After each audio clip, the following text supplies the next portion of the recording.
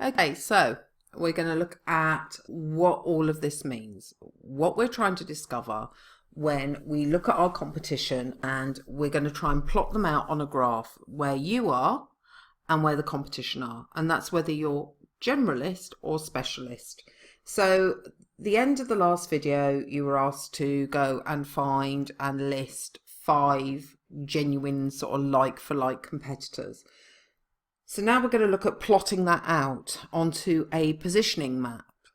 And what a positioning map is it gives you quadrants, and it gives you quadrants like high quality, high price, low quality, high price, high quality, low price, or low price, low quality.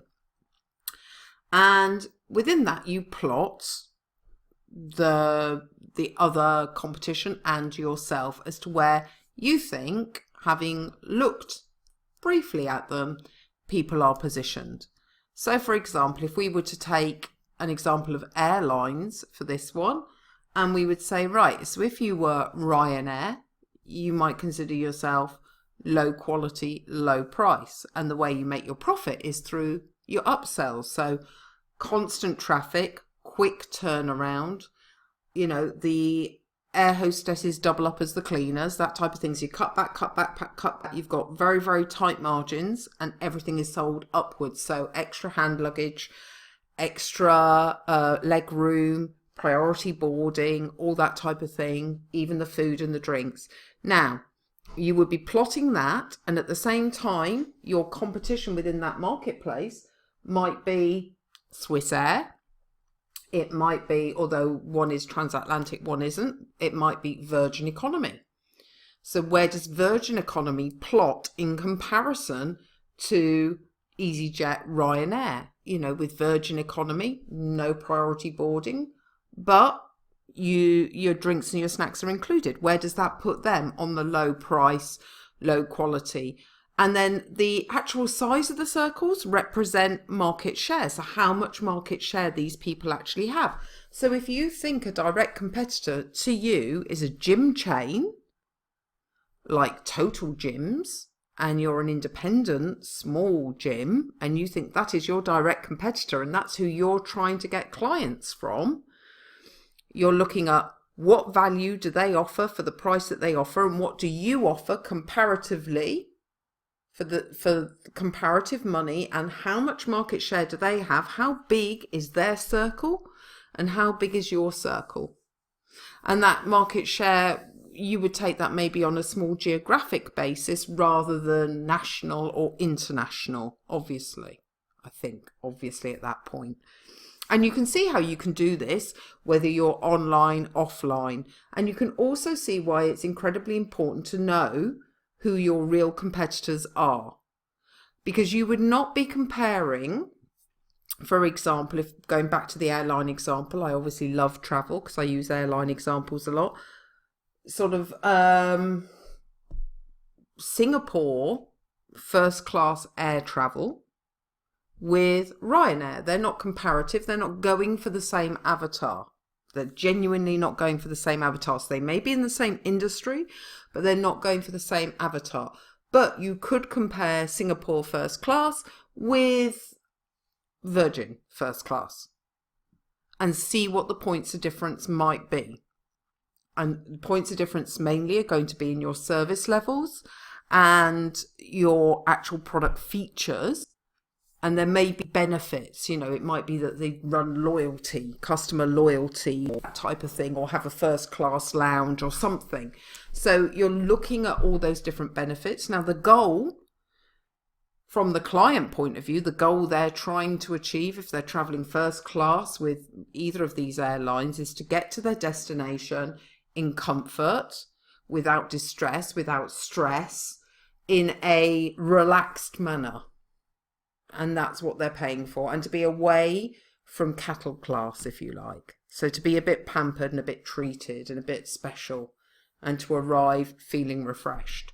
So if that is the avatar's goal, how well do those two airlines achieve those goals?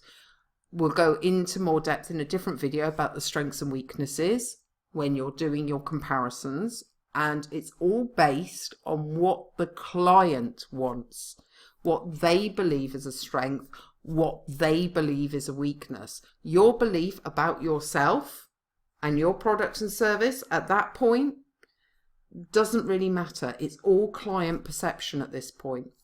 So if we look at this quick map very quickly, the hardest, although the gap here, as you can see, is in the high quality, low price range. So that's the gap. So if you're being positioned as low quality, low price, and there's other competitors in there, some of whom have bigger market share, and you see the gap being high quality, low price, it may be a gap and it may be an ideal place to go, but you do have to think logically about this.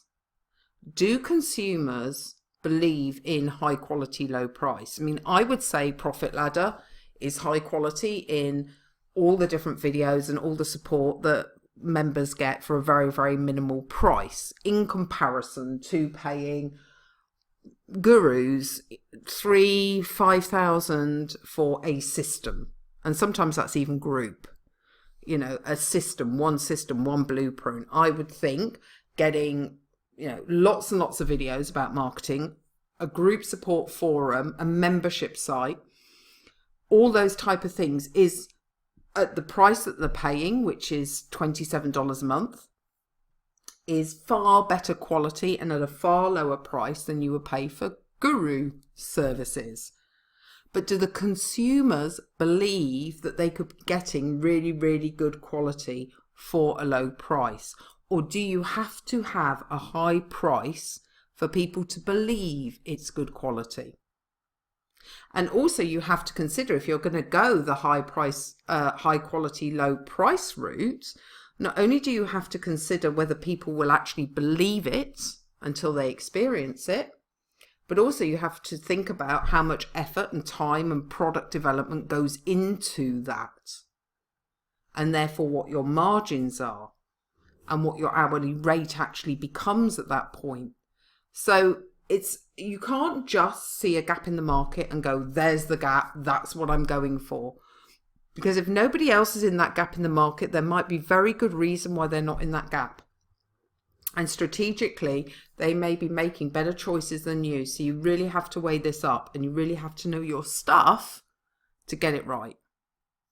And to get the marketing message right. Because obviously if you identify a gap and you go for that gap, then your message out, your communication to the world has to be in line with the fact that you've found this particular gap in the market. And if people are looking for that, they need to come to you.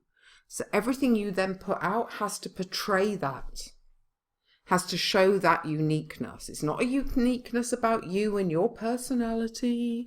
It's actually a uniqueness about how they achieve their goals and the price they're achieving it at and the product they're getting for that.